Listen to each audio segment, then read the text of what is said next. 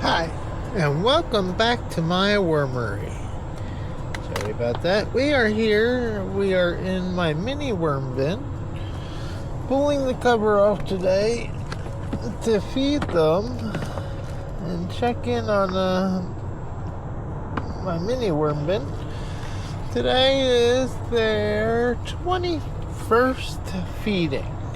And if you do that, I feed my worms weekly, so we're about we're pretty close into their 26 weeks is it's about 6 months about half the year. So presently I saw a discussion on what is it, Plant Obsessed, Anne's, I think her name is Anne. I hope her name is Anne. Sorry if it's not. She posted a question to the community on YouTube about who heats their worms, and just wanted to show you all. There's my pads, my heating pads. These are 20 by 10s under all these bins, and what I do is I put this double bubble in between the heat pad and this. This is a single tote system. It doesn't, not like my normal totes where I have two, you know, an outer catch and an inner bin. So there's some separation. So I don't mind putting the heat pad directly under them and heating the outside, because that's not where I want the worms, and I don't expect the worms to be in the catchment bin. But in the single bin systems I use, I put double bubble in between my heat pad and my thing, so that if the worms are directly on the bottom of my bin, they won't be in direct heat. So it's an indirect heat. All my heating pads are controlled by Inkbird dual output temperature controllers with thermocouples, and if you look in here, I even keep a backup manual gauge to verify that the thermocouple isn't malfunctioning and cooking my worms. So I have them set to come on and maintain heat to about 75. I've seen them go as low as 68, as high as 83 during the day, but usually they usually sit there in the 70s where the worms are the happiest.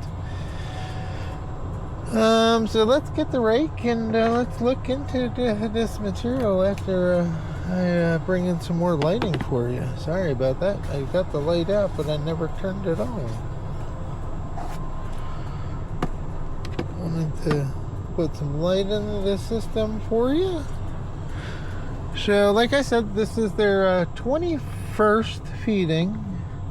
As if you'll remember, last week I put the leaf lettuce in before you guys saw, but we had put our food back here. We bumped into our first wormy, little worm butt hanging up in the air. He's eating the bedding, and these wormies are really doing a great number on this bedding. Keeping it moist enough that they're happy enough to eat it, and yeah, if you look, yeah, the wormies are right there, right on the top in our bedding. Where is our food? I don't remember what we fed them last time. I remember we had some coffee. I can see some coffee chunks in here.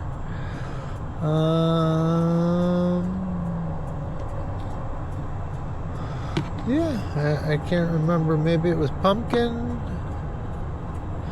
Either way, they got a decent feeding last time. I see some corn kernels, so I do remember there being, there's a piece of a banana. The bottom of a banana. Hello, wormy. So we got some decent sized wormies in here. I noticed as they've been eating this brown newspaper or brown paper, they're taking this darker color. But yeah, there's worms going all throughout the bin. Castings have what looks to be an alright amount of moisture, not overly wet, not dry. Yeah, this castings are looking great. These wormies are working it. I like how they working it too. I don't see any cocoons in this system at all. So that tells me that it's not overly wet. Usually when I get my bins too wet, oh, come on, light. You're supposed to be out there, not in. Sorry, gotta get a casting. I can't out! Oh, Jesus. I'm having a hard time here, folks. Bad day with the lighting. Come on. Lighting down. Lighting dirt.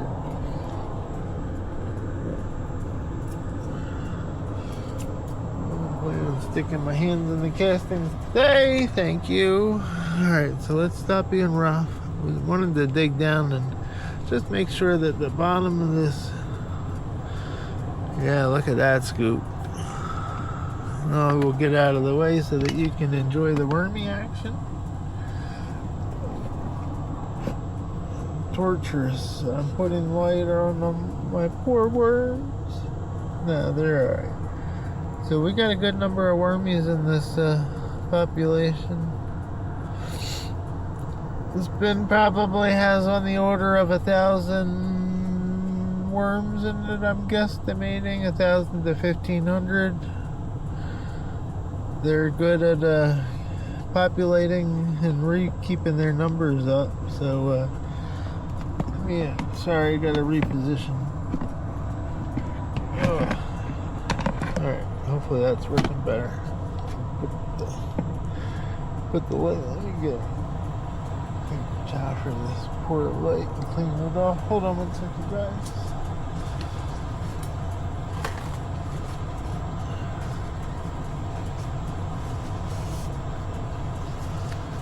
Try to keep my light looking new.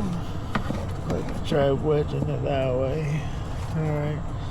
Hopefully you're getting some good lighting. Don't you fall in again. Alright, so yeah, let's get on with this. Put this clump back over. Somewhere where it was. Sorry guys. Go ahead, go back down. Try to torture you. Make sure nobody's stuck on my rake. Just the flea flies. Friggin' flea flies.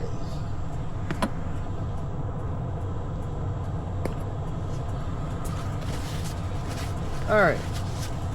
Let's get on with our feeding. We need our bedding, which I did take out.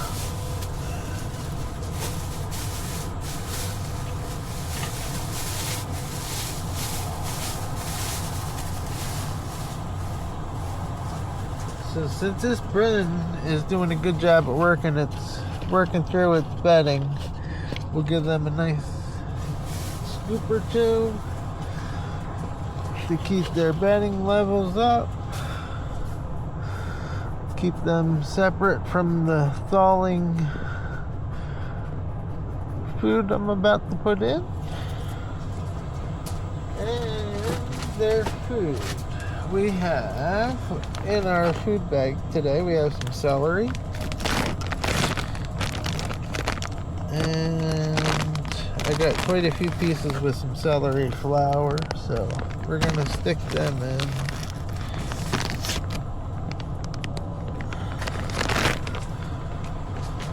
Let's get those pieces. 3 pieces of celery. Get them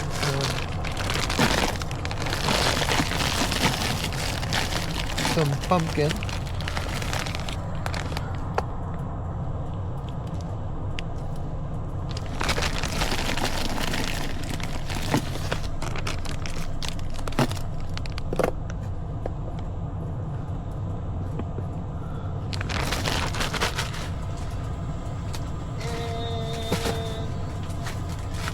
Got a special treat for them.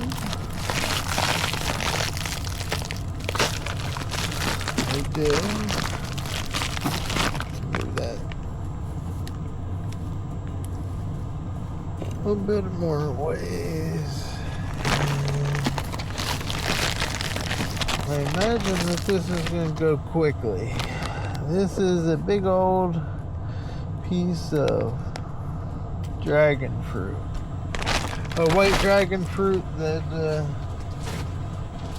didn't get eaten and wasn't very sweet, so got put into the freezer and processed down for the wormies. We got some amendments for them. Let me move that light a little bit more.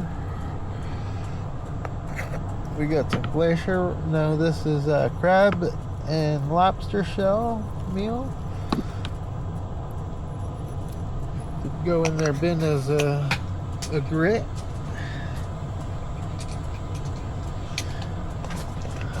Sorry guys, I wasn't trying to turn this into a 15-minute long feeding, but it may end up being that. Give them a little bit of eggshell. Give them a little scoop of some wormy chow.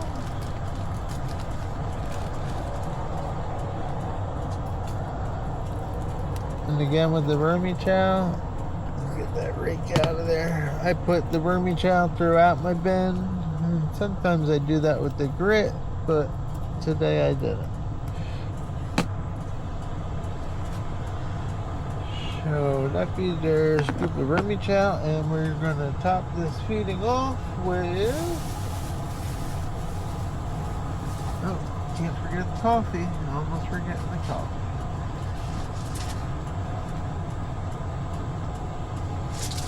We got a good old scoop of coffee for them. And again, I'll put that throughout the bin too, not just the feeding zone. And to top it off, we are going to cover our feeding zone with more bedding.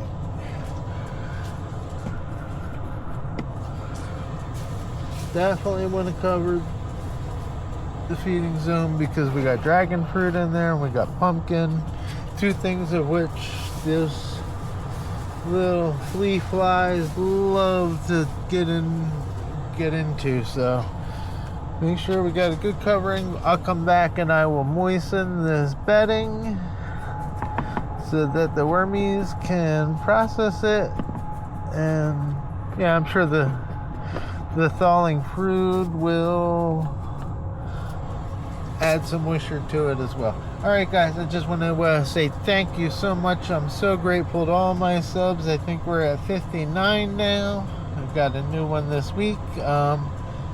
Hit that thumbs up, like my video, and hey, if you got time, please leave a comment. Good, bad, or indifferent. I'm good for I like good constructive criticism, always helps. Thank you all so much. Bye bye now.